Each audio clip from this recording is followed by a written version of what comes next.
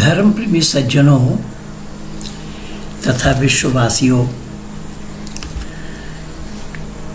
मेरे एक मित्र ने कल एक वीडियो मेरे पास भेजा है, जिस वीडियो में कोई एक है नादान अपढ़ जो कह रहा है कि वेदों की खाल उतारी जाएगी, वेदों की खाल उतारी जाएगी। मैं ये पूछना चाहता हूँ अकल के दुश्मन से, वेद है क्या जिसकी तुम खाल उतार रहे हो? खाल किसकी उतारी जाती है इतना भी अकल तुम्हारे पास नहीं है और तुम वेदों की खाल उतारने की बात कर रहे हो। वेद है क्या? तुम्हारा 14 खानदान भी नहीं जानता है कि वेद क्या है, किसको वेद कहा गया, किसको वेद बोला गया है। मुझे लगा ये वीडियो जो बनाया है जिन लोगों ने, ये कोई वो मूल निवासी वाले हैं, शायद वो अपने को मूल निवासी कहते। तो ये मूल निवासी वालों में आपने देखा पिछले दिन जिसका नाम चंद्रशेखर रावण बताया जाता है, जो शाहीन बाग में भी गिरफ्तारी दी थी और फिर जामा मस्जिद में जा कर के बकवास किया था।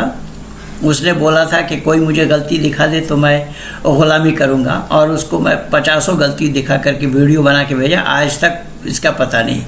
ये सब दोगले लोग हैं। ये ऐसे लोग ये वेदों की खाल उतारने की बात कर रहे हैं। आइए ज़रा उनके वीडियो को सुनिए, 15-17 मिनट का है शायद, और उसके वीडियो को सुनिए और उसको रोक रोक करके मैं उसका एक एक शब्द का जवाब आप लोगों के सामने प्रस्तुत कर रहा हूँ। आप लोग ज़रा ध्यानपूर्वक इसको सुनिए और मंथन कीजिए।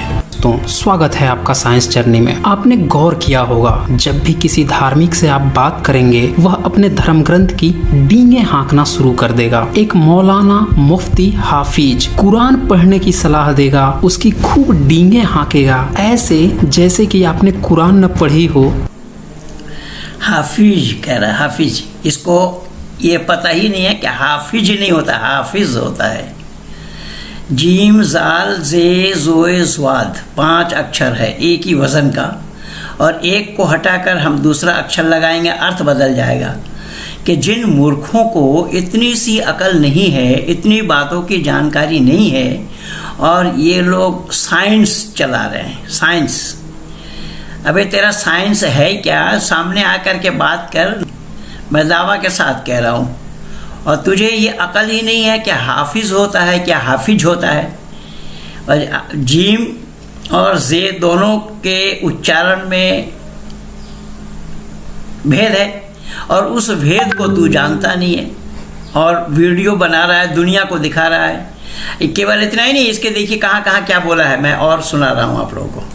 तो आपने दुनिया की सबसे बड़ी भूल कर दी हो। ऐसे जैसे 1400 साल से पहले इंसान और दुनिया ही नहीं थी, उसी तरह एक ब्राह्मण संप्रदाय का गुलाम सेवक वेद की डींगे हाँकना शुरू करेगा। बात चाहे जो हो, उत्तर उसकी वेद से ही शुरू होगी और खत्म भी वेद पे ही होगी। वेद पढ़े हो? वेद पढ़े होते तो ऐसा ना बोलते। वेद में सारे उत्तर दिए गए हैं। वेद में ही विज्ञान है, वेद में ही ज्ञान है, और वेद में ही अध्यात्म है। ऐसी डींगे सुन कर अगर आप बोर हो गए हैं तो यह वीडियो आपके लिए ही है। इस वीडियो में वेदों की ऐसी खाल खींचकर उतार दी जाएगी और फिर आपको वेद का असली चेहरा दिखाया जाएगा। देखिए, वेद की खाल खींचकर उतार दी जाएगी। इस अकल के दुश्मन को, इस जाहिल को ये पता नहीं है कि वेद है क्या जिसका तू खाल खींच रहा है। मूर्ख, वेद है क्या तू जानता है? पहले तो सुन ले। शिक्षा शब्द जिसको व्युत्पादने धातु से ये प्रत्यय तत्पश्चात ढाए प्रत्यय करने के बाद शिक्षा शब्द बनता है। स्वरवर्णो शिक्षयते उपदिश्यते सा शिक्षा। शिक्षा क्या है पहले सुन। अर्थात जिस शास्त्र में स्वर, वर्ण आदि, उच्चारण आदि की पद्धति सिखाई जाती हो उसका नाम शिक्षा है। और तुझे ना तो उच्चारण करने का पता है, ना उच्चारण कैसा होता है वो जानकारी है, और ना तू जानता है। अच्छा, शिक्षा से जब तू कोसों दूर है तो तू क्या बोलेगा साइंस, और साइंस क्या दिखाएगा जो बेल का खाल उतार रहा है। तो महामूर्ख है जब शिक्षा कोई नहीं जानता। यह योगरूढ़ शब्द है। अतः जिस किसी विषय के शिक्षण ग्रंथ को शिक्षा के रूप में वेदांग नहीं समझना चाहिए। इस शास्त्र में वर्णों के उच्चारण की विधि तथा निषेध रूप से वर्णन मिलता है। किसमें? ये वेद में, वैदिक शिक्षा में ही उच्चारण, वर्ण का उच्चारण कैसा होता है वो जान पाएगा। किसी और जगह नहीं है। जहाँ से तू बोल रहा है तुझे अकल नाम की कोई चीज़ नहीं आता, तू जानता है कि वर्ण किसको कहा जाता है। किस प्रकार शरीरस्थ वायु वर्ण रूप में परिवर्तित हो जाता है, कितने वर्ण हैं, कितने स्वर हैं, इसका क्या स्थान है, उच्चारण में क्या प्रयत्न अपेक्षित है, वर्णों का उच्चारण किस प्रकार से करना चाहिए, इत्यादि विषयों का विचार अब सुन ले जरा धैर्यपूर्वक कि स्वर, वर्ण, स्वर, मात्रा, बलम, साम, संतान इत्युक्त शिक्षाध्याय, ये नीति में आया। इस प्रकार यह शिक्षा शास्त्र आकार आदि वर्णों के उदत्तादि स्वरों, हर्ष आदि मात्राओं, कंठ आदि स्थानों, सुपर्ण आदि स्पृष्टतादि अभ्यंतर प्रयत्नों, घोषणादित्य ब्राह्मण नवस्पदे धातुर्यादि गुणों ग्रस्तादि दोषों का उपदेश करता हुआ वेद का महान उपकारक सहायक सिद्धि होता है।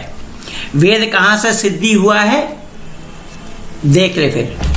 वेद पाठ के स्वर पर स्वर युक्त शुद्ध उच्चारण शुभ फलदायक और भ्रष्ट स्वर युक्त, यानी अगर शुद्ध उच्चारण नहीं किया तो उसको भ्रष्ट युक्त और शुद्धोच्चारण अनिष्ट फलदायक माना जाता है।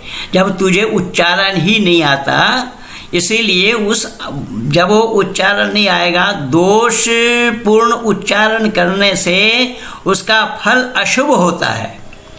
उपर्युक्त विषयों की ठीक जानकारी के बिना वेद मंत्रों का उच्चारण भी ठीक नहीं कर पाएगा। जैसे व्यवहार वर्णों का यथावत उच्चारण होने से वक्ता जिस अभिप्राय से शब्दों का उच्चारण करता है, श्रोता उस अर्थ को समझने में यथार्थ रहता है अथवा कठिनाई अनुभव करता है। इसलिए प्राचीन आचार्यों का कहना है कि दुष्ट शब्द स्वरतो वर्णतो वा मिथ्या प्रयुक्तो न तमर्थमः, ये महाभाष्य में आया है। इसी प्रकार अन्यत्र भी कहा गया है, स्वजना सजनो माभूत सकलम सकलम सक्री साकृता, अर्थात सुन ले जय अनभिज्ञ। यहाँ क्या उच्चारण हो रहा देखिए। स्वजन, स्वजन शब्द का अर्थ होता है अपना, अपना व्यक्ति, और स्वजन कुत्ते का बच्चा, यानी दंत स्व से लिखा स्वजन, तो उसका अर्थ होता है अपना व्यक्ति, और उसी को तालव्य स्वर से लिखा स्वजन तो कुत्ते का बच्चा।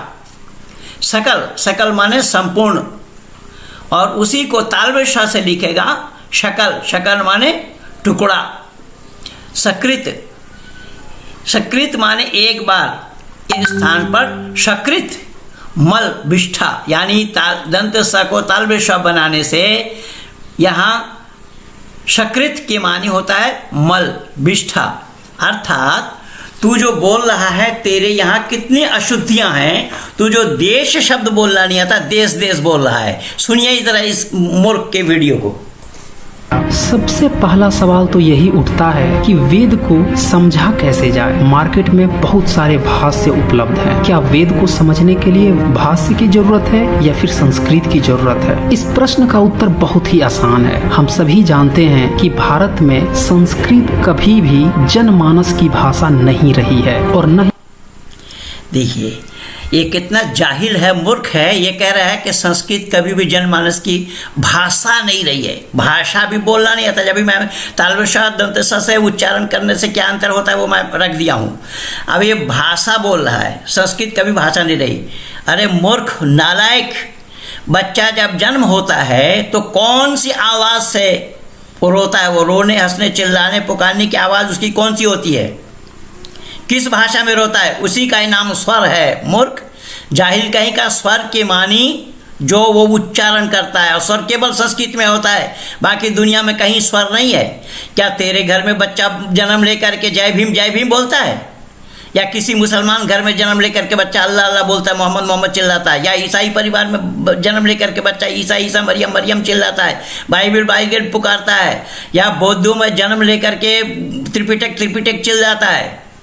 जाहिल कहीं का। जान सच क्या है उसको जान, तब आ मैदान में। तुझे अकल नाम की कोई चीज़ नहीं है, बकवास किए जा रहा है। संस्कृत ही एकमात्र भाषा है जो मनुष्य मात्र की भाषा है, मानव मात्र की भाषा है, आदि सृष्टि से है, आदि काल से है, जिसमें स्वर है। स्वर एक संस्कृत को छोड़ करके दुनिया में कहीं पर भी स्वर नहीं है। जिस भाषा की तू बात करेगा, उसमें स्वर कहाँ है उसको लेकर के सामने आ। ही बोली के रूप में रही है। सिर्फ कुछ षड्यंत्रकारी ही इसमें अपनी कुछ बातें गपोड़ते रहे हैं और षड्यंत्र करके जनमानस से छुपाते रहे हैं। इसको ये पता नहीं है षड्यंत्र होता है या षड्यंत्र होता है। ये षड्यंत्र को षड्यंत्र बोल रहा है। और जब अर्थ बदलेगा, मैं बोला ना कि दंते सौ और तालबे सौ दोनों में अक्षर को हटाने से अर्थ बदलेगा, जिसका मैं सारा प्रमाण दिया हूँ। सकृत शब्द का अर्थ होता है एक बार, और सकृत शब्द का अर्थ होता है विष्ठा, मल, और सकल का अर्थ होता है अपना, और स्वजन का अर्थ होता है अपना, और स्वजन का अर्थ होता है कुत्ता का बच्चा। तो तू तो कुत्ता का बच्चा है, जबकि तू तालवेसा दंतसा का उच्चारण ही जान रहा है। उच्चारण कहाँ से बनता है ये जानता है तू बोल रहा है, बकवास कर रहा है कि संस्कृत भाषा नहीं रही कभी। संस्कृत ही एकमात्र भाषा है जो मनुष्य मात्र का भाषा है। इसलिए वाकई में हमारे विद्वानों ने जान करके तुम जैसे जाहिलों को कोई जवाब दिया नहीं, लेकिन मेरे से तो रहा नहीं जाता है। मैं सही और गलत का निर्णय के लिए लोगों को सामने अपनी बातों को उजागर करता आया हूँ। इसीलिए इस वीडियो को कल से सुन करके मैं परेशान हुआ। यथार्थ लोगों को बताना मेरे लिए परम कर्तव्य है। इसीलिए मैं इस वीडियो को लोकालय में कर रहा हूँ, जनमानस के बीच में कर रहा हूँ कि किस तरीके से मूर्खता को फैला रहे हैं, मानव समाज को वर्गला रहे हैं, मानव समाज को सत्य से दूर करने में ये लोग लगे हुए हैं जो सच्चाई को जानते ही नहीं है। आगे सुनिए। इसी का नतीजा ये तमाम संस्कृत के ब्राह्मण ग्रंथ हैं। अंग्रेजों के आने के बाद जब उनने इनका भाष्य इंग्लिश में करके सार्वजनिक कर दिया, बोल रहा है, इसको ये नहीं मालूम कि भाष्य होता है या भाष्य होता है। दंतेशा और मधनुषा दो ये उच्चारण करने का स्थान ही अलग अलग है। भाष्य बोल रहा है, भाष्य। अरे वो जाहिल मूर्ख कहीं का, भाष्य नहीं होता है, भाष्य होता है। तुझे ये अकल ही नहीं है कि तालवेशा मदनसा दंतेसा तीन सा का उच्चारण कहाँ से होता है। तालवेशा जो तालु से उच्चारण होता है, और मदनसा जो मूर्धा से उच्चारण होता है, और दंतसा जो दांत से उच्चारण होता है। जब तुझे इतना ही अकल नहीं है कि कौन सी अक्षर कहाँ से उच्चारण करना है, तो तू दुनिया को क्या बताने बैठ गया, जाहिल कहीं का। या कुछ जर्मन स्कॉलर ने जर्मन में करके सार्वजनिक कर दिया, तब ब्राह्मणवाद ने यहाँ की लोकल भाषा में भाष्य कर। फिर बोला भाषा में भाष्य। अबे भाषा नहीं होता, भाषा होता। अभी तो मैं तालवेशा और मदनसा का दंतसा उच्चारण का भेद बताया मैं तुझे। अब तू भाषा बोल रहा है, जब तुझे ये अकल ही नहीं है उच्चारण करने में। मैं बोला कि उच्चारण दोष से लोगों में बहुत भ्रामक दृष्टिकोण फैलता है। जब इसी उच्चारण दोष से ही अर्थ बदल जाते हैं, लोग दिग्भ्रमित हो जाते हैं। तुझे अकल नाम की कोई चीज़ नहीं है, लेकर के बैठ गया खामखा। जो विषय तेरा नहीं है उसी विषय पर बोलने लग गया, जाहिल कहीं का।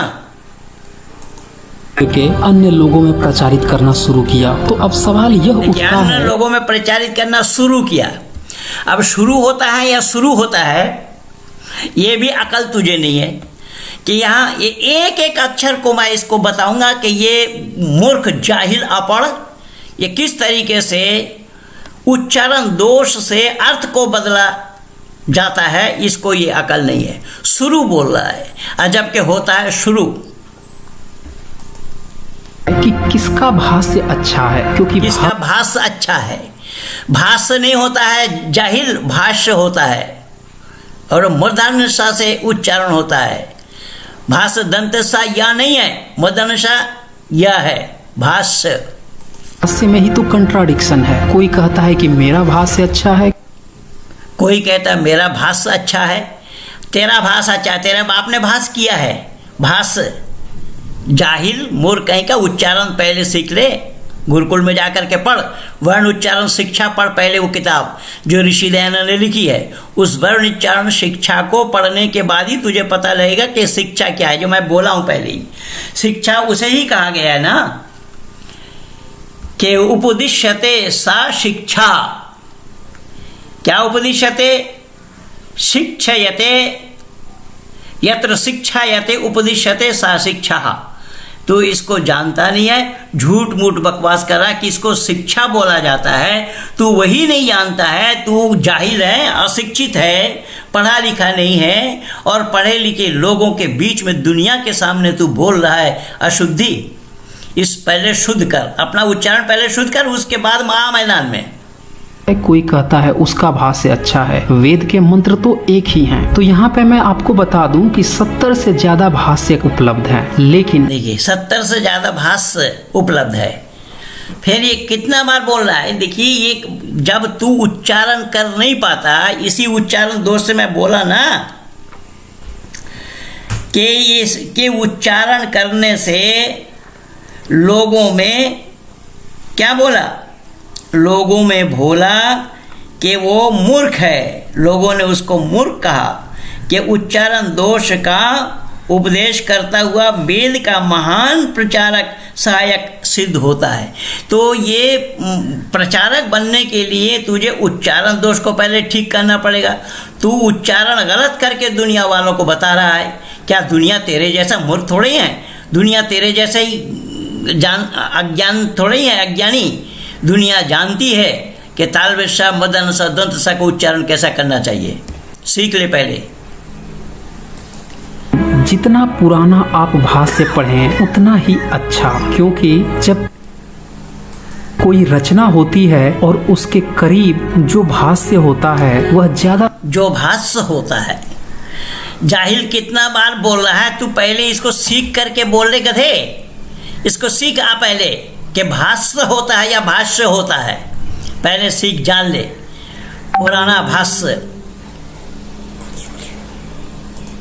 सच्चाई के करीब होती है और बाद में उसमें मिलावटें होती चली जाती हैं। अगर आप, तो यही मिलावट है। जो तू भाष्य को भाष्य बोल रहा है ना, यही तो मिलावट है। और मिलावट तो खुद कर रहा है और दुनिया पर उंगली धर रहा है। मिलावट करने में तो खुद लगा है। भाष्य होता है, भाष्य नहीं।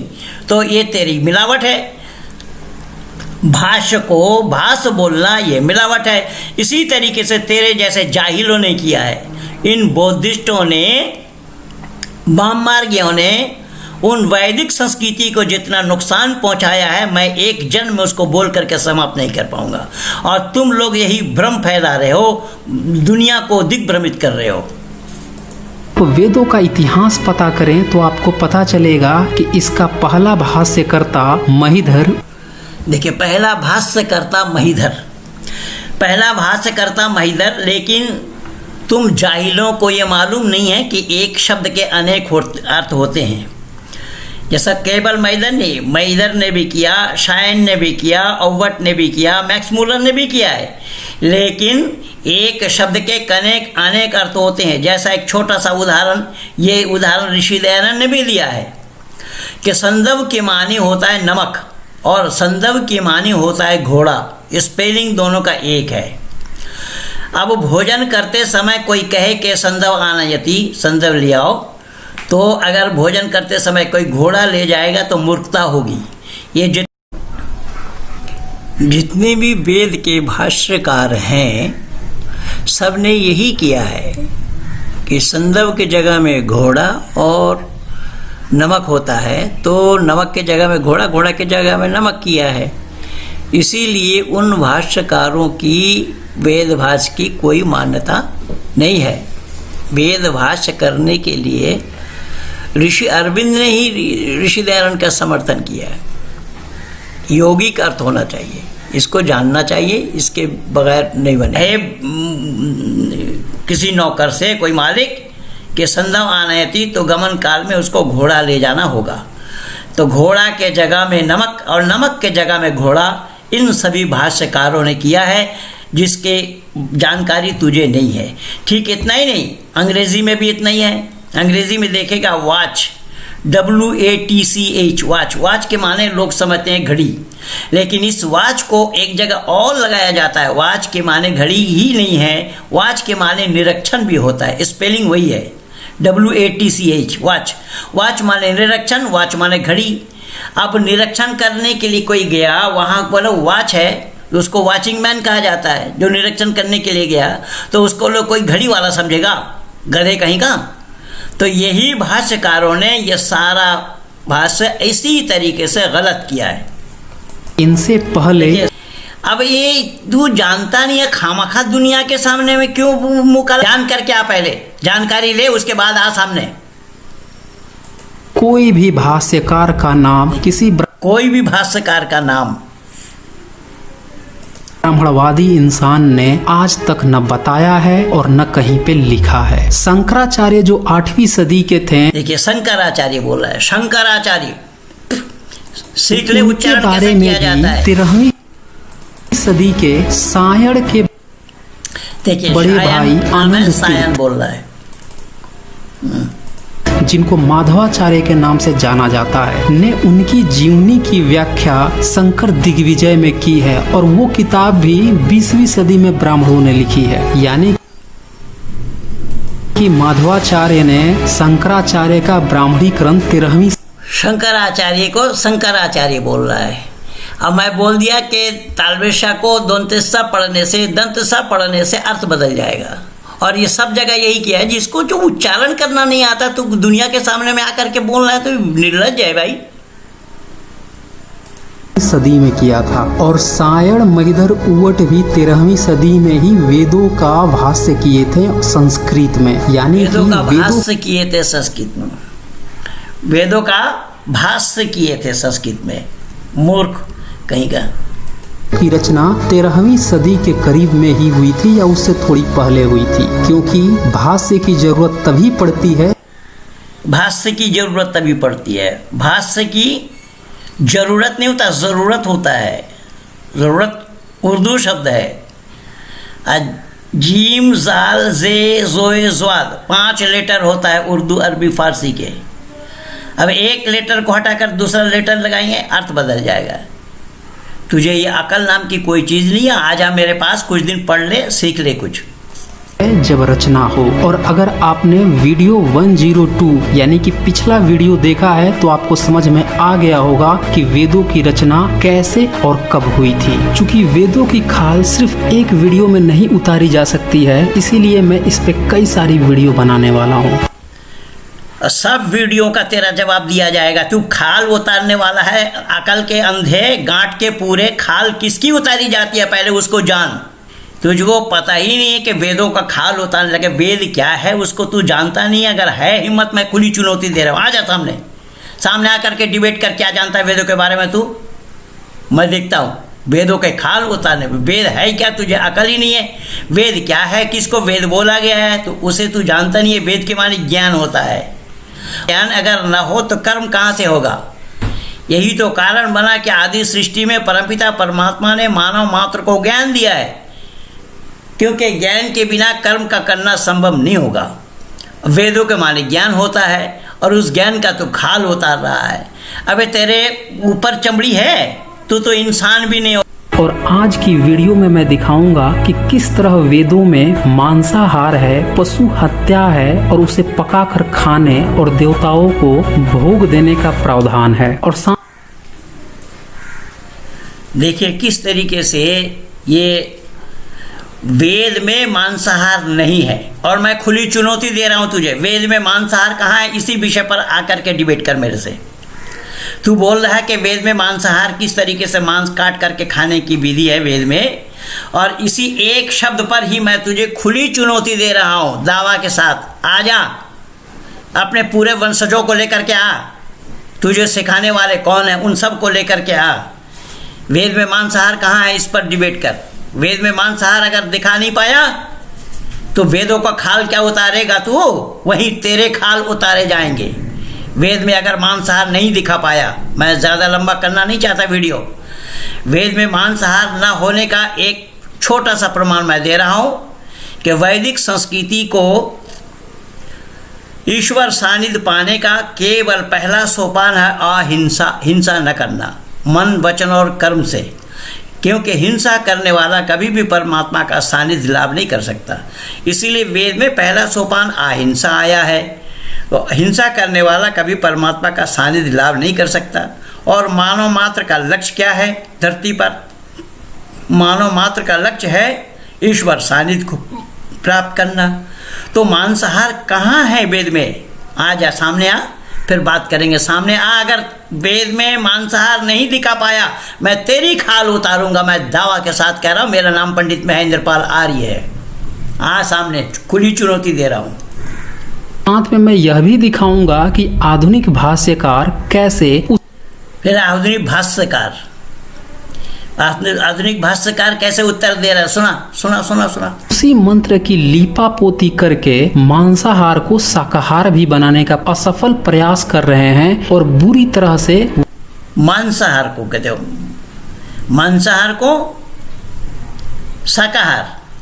अब देखिए इसका उच्चारण क्या है, पहले दुनिया वालों इनको सुनिए, ये क्या उच्चारण कर रहे हैं। वह एक्सपोज भी हो रहे हैं। इसके लिए मैं आपको दूंगा एक भाष्य जो संस्कृत के प्रकांड विद्वान डॉक्टर सुरेंद्र कुमार शर्मा अज्ञात जी ने अपनी किताब। सुरेंद्र कुमार, देखिए शर्मा लिखा है और शर्मा बोल रहा है। अरे जाहिल कहीं का, ये शर्मा और शर्मा में भेद क्या है उसको तो जान पहले, कि शर्मा किसको कहा जाता है और शर्मा किसको कहा जाता है। और इसमें लिखा शर्मा है या शर्मा लिखा है?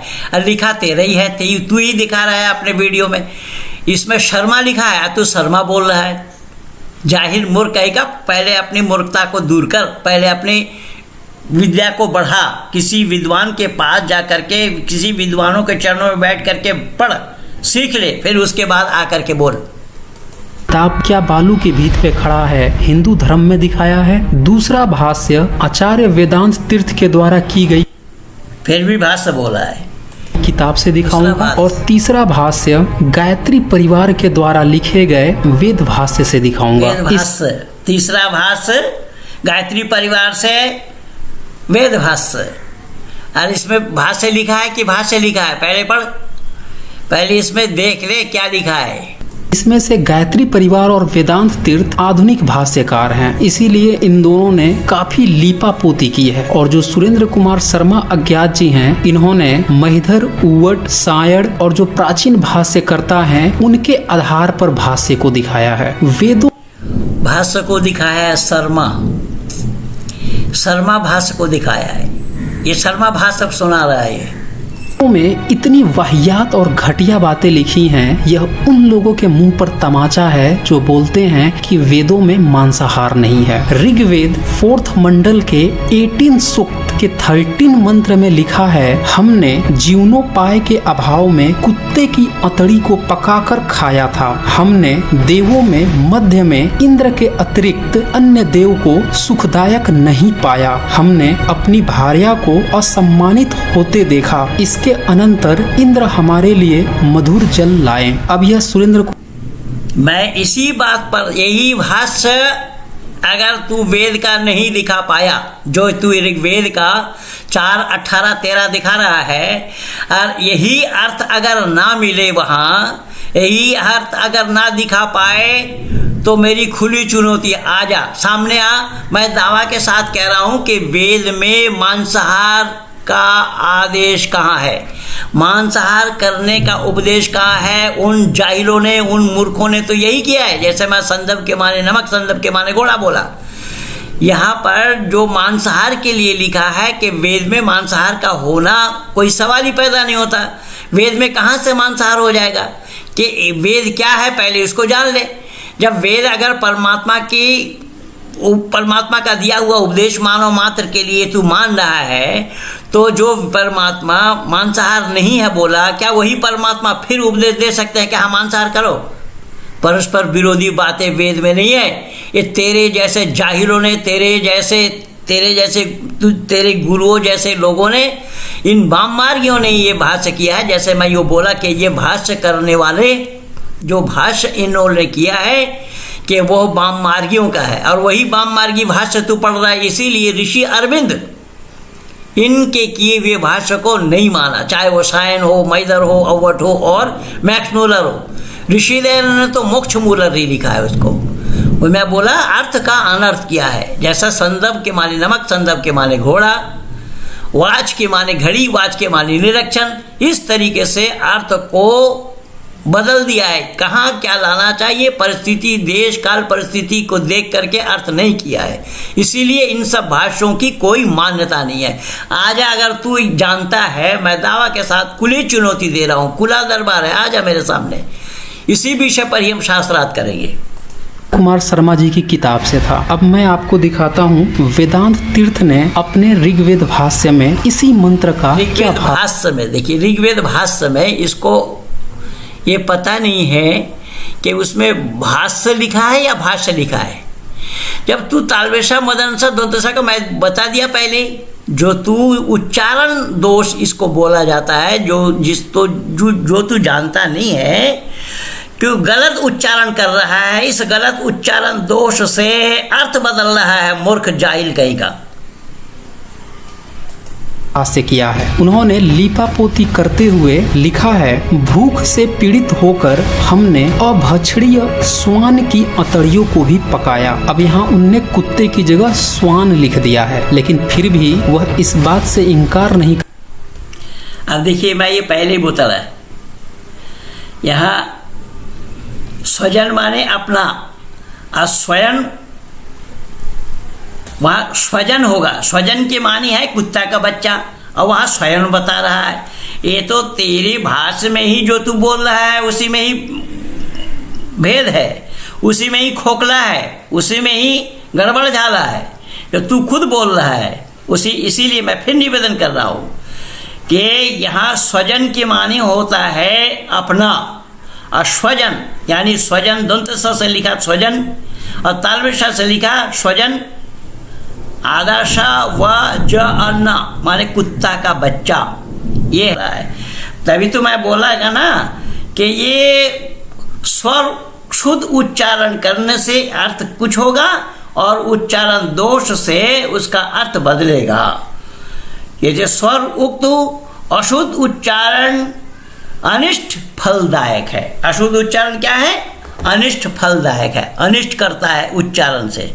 इसीलिए किसको निष्ठ बोला जाता है, किसको अनिष्ट बोला जाता है, उसी को ही जान कर क्या पहले अपने माँ बाप से कर पाए हैं कि उन्होंने अभक्षणीय श्वान की अतड़ियों को पकाया, यानी यहाँ मांस पकाने की बात तो हुई ही है। आइए इसका वेरिफिकेशन मैं आप वेरिफिकेशन अबे अंग्रेजी जानता भी है। वेरिफिकेशन होता है कि वेरिफिकेशन होता है। और स्वजन के माने मैं बोला ना, स्वजन शब्द आता है वहाँ, कुत्ते के बच्चा का स्वजन होता है, और कुत्ते के आंतड़ी को स्वयं बता रहा है।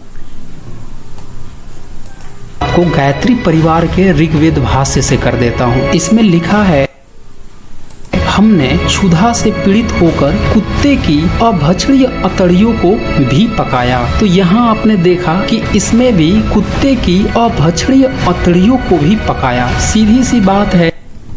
ये आचार्य श्रीराम शर्मा कोई ऑथेंटिक वेद के विद्वान नहीं है। इन्होंने तो दुनिया को पैसा दे दे करके लिखवाया है। वो वैदिक विद्वान थोड़े ही थे। अगर वैदिक विद्वान होते तो 26 मूर्तियों को थोड़े ही जन्म दे करके जाते वो।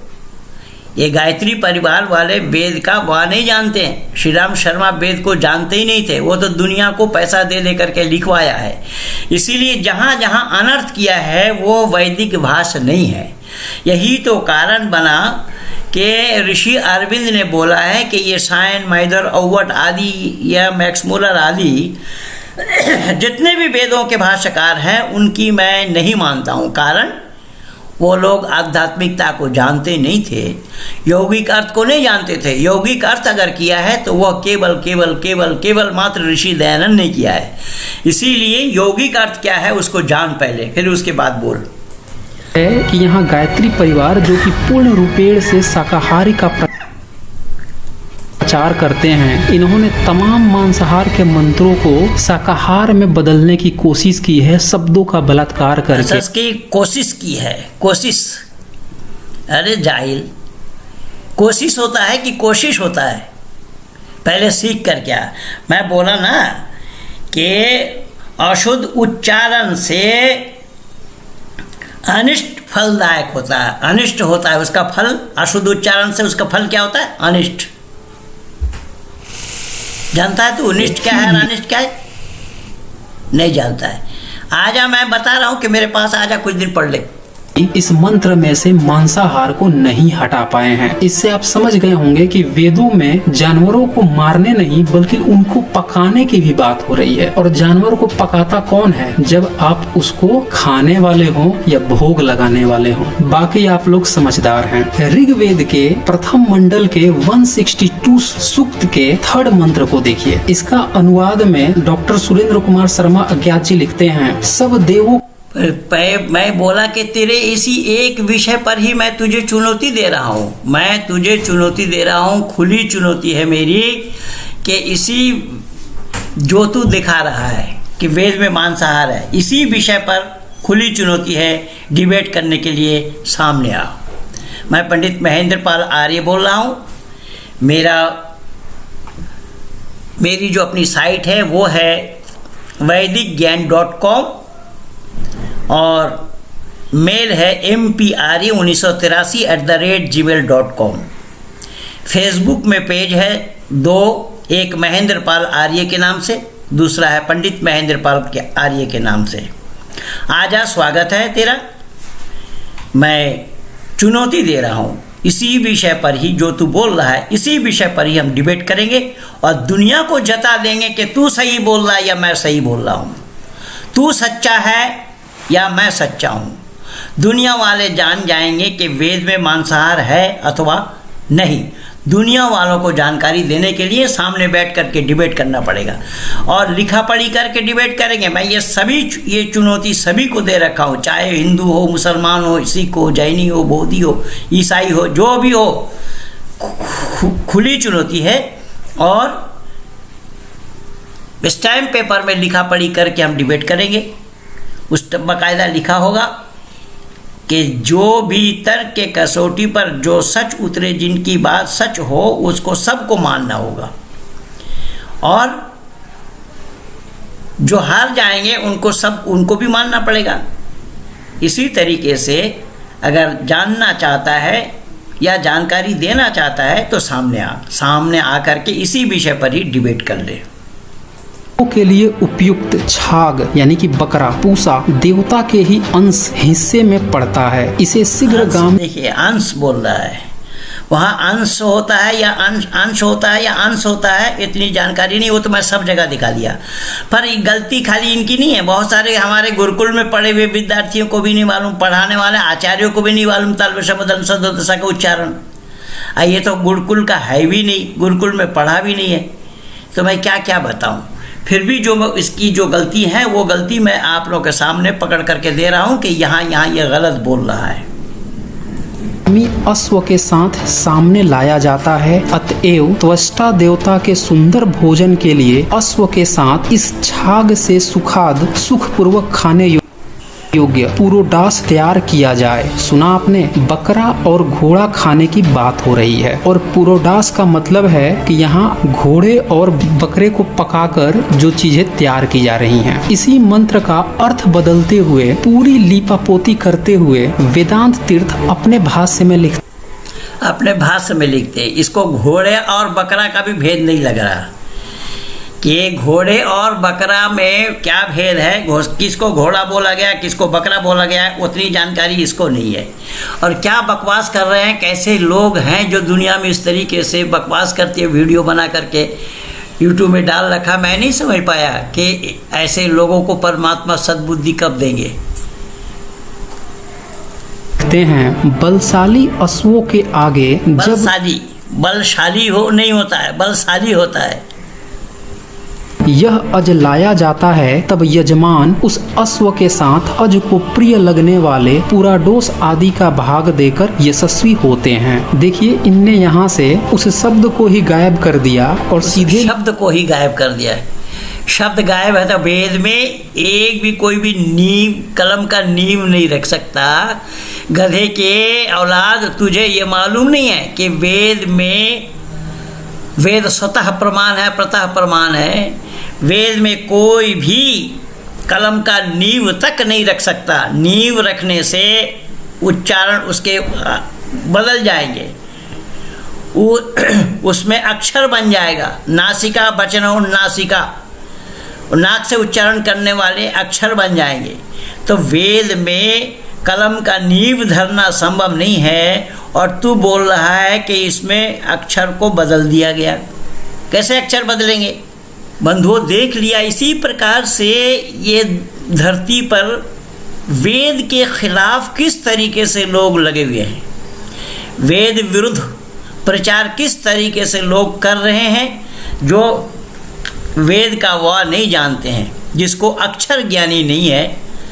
जो अक्षर ज्ञान जिसके पास नहीं है, वो लोग ये गलत बोल रहे हैं। इसीलिए फिर मैं दोहरा देता हूँ इस बात को कि यहाँ वेद पाठ करने से उसके स्वर की शुद्धि, स्वरयुक्त शुद्ध उच्चारण करना अनिवार्य होता है। और केवल वेद ही नहीं, अपितु कोई भी भाषा आप बोलेंगे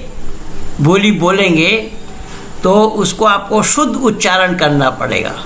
इसीलिए सर्वर्ण उच्चारण प्रकारो यत्र शिक्षयते उपदिश्यते सा शिक्षा, ये मैं पहले ही बोला था। अर्थात शिक्षा किसको कहा गया है? जो शिक्षा प्राप्त करते हैं उसे ही विद्वान कहा जाता है। अब जो पढ़ा नहीं, अपढ़ है, तुझको उच्चारण कहाँ से आएंगे? इसीलिए तैत्तिरीय उपनिषद में शिक्षा का स्वरूप इस प्रकार बताया है: वर्ण, स्वर, मात्रा, बलम, साम,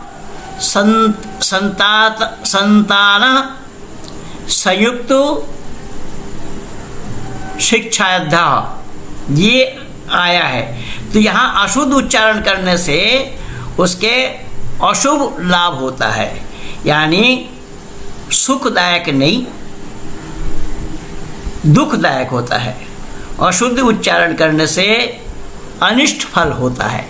यही कारण बना, इसके उच्चारण में भी मैं ये बता दिया हूँ कि स्वजन दंत स्व से उच्चारण करेंगे, आधा स व ज न विसर्ग, स्वजना, सजनो माभूत सकलम शकलम सकृत सकृता, अर्थात स्वजन अपना व्यक्ति, इसको स्वजन तालव्य श से पढ़ेंगे, तालव्य श का आधा श व ज न, स्वजन के माने कुत्ते का बच्चा।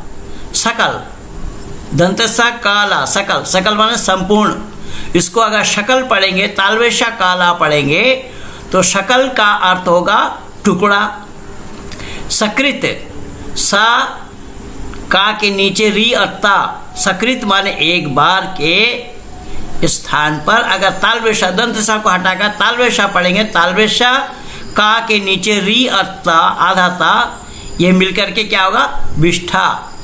ना बोला जाए, अर्थात जो बोलना नहीं चाहिए। इस प्रकार से आपने देखा है, मैं ये आप लोगों के सामने प्रस्तुत करना युक्तियुक्त समझा कि आज धरती पर किस तरीके से वेद के नाम से अनर्गल पढ़ आप लोग कर रहे हैं, जो वेद का बुआ जानते नहीं। अगर वेद के जानकार होते तब तो कोई बात थी, वेद का बुआ जानते नहीं है, जिसको देश उच्चारण नहीं करना आता, जिसको भाष्य बोल रहा है, जिसको भाष्य उच्चारण करना नहीं आता, तो गलत उच्चारण करते हुए ये समाज का अनिष्ट कर रहे हैं। अनिष्ट तो अपना भी कर रहे हैं वो, और साथ ही साथ समाज का अनिष्ट करने में लगे हैं। इसीलिए मैं आप लोगों से निवेदन कर रहा हूँ कि यह जो बोल रहा है कि वेद में मांसाहार की विधि है, वेद में मांस खाना लिखा है, मैं इसको खुली चुनौती दे रहा हूँ। ये कौन है, कहाँ है, कैसा है, किसका है, मुझे नहीं मालूम। आप लोग इसे निकाल कर सामने लाइए, मेरे साथ डिबेट करें, और वेद में मांसाहार कहाँ है, वो जो बोल रहा है उसी पर ही डिबेट हो।